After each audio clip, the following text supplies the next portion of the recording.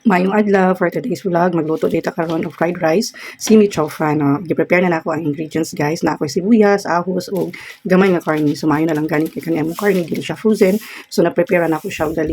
Request din sir sa akong beshi kay gusto siya mukaon lagi og fried rice kay itong kagahapon nakatilaw man siya sa akong niluto nga fried rice, ganahan siya. So ikaduhang adlaw na ninamo, ikaduhang pamahaw na ninamo nga fried rice ang ginapamahaw. So dinahinay na nako prepare, slice na nako ang sibuyas, sunod ako ang ahos, so nagisunod na po nako dayon guys ang kining karni. Di ba? Mas nindot man gyud ko mag-prepare to buntag guys. Damo gyud akong talent gyud buntag lagi ko pwede sa daning pag-prepare sa pagkaon kay man gyud ko hawod og kanang luto-luto. So ang basic ra gyud ang akong hibalaan kay sa amo dito sa amo ang dapit sa amo ang balay sa garat lutuon kay kanang mga basic lang permanente dinalian ba. So gi-prepare na nako ang bahaw, kanina ready na nako ang sibuyas, ahos, bahaw ug ang kining karni. So nagpainit ako dani og mantika. Unahon din nina ako glunod ang kaning karni guys, kaya nga ako nga mahilisan kining kamay ang tambok or ang kaning fats sa among pork niya para pud nga ang karni mahumok pud siya. So inana ko ay ko niyo iba siya luto-luto hibaw jud mo manamang ko nako daan di ko mahimang luto. Di-prepare nang nako kay request akong beshi niya mo na nag-best in kuraw gyud ko dan ha. Ako ra pud nang ginahinay og pahilisan gamay kay ayan din ako gisunod ang kaning ahos, sibuyas ug ang katong bahaw nga akong kumot-kumot kumot sa gamay kamot.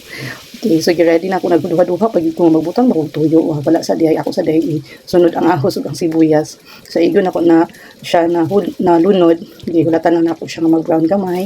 Unya igo dayon na sunodan na ako na ko dayon gisunod ang bahaw. Ang kalindot gid ko mag-prepare ta ani matag buntag no kay solid ang atong pamahaw. Pinaka the best pa og pinaka importante nga meal is ang pamahaw. So dili nato na skip guys. Di ta mag-diet labi na una atay mga lakaw or naapod day ka ng trabahoon.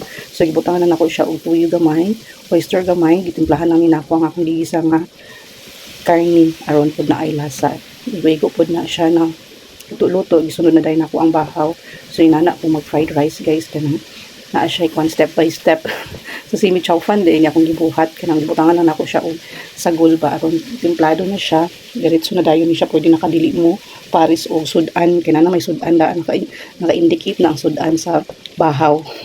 So nindot jud kung naatay bahaw sa gabi or madaghan-daghan na nato og bungag sa gabi aron pagkabuntag naay bahaw nga maluto naatay pwede nga i-fried rice.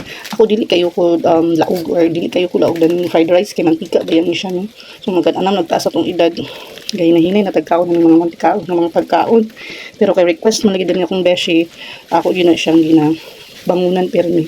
So ako na nagyug kayo kay sagol na nako guys, gitimplahan ng puday na nako og bitsin, asin, paminta, dayon kato dayong namnam sarap para pong papalami.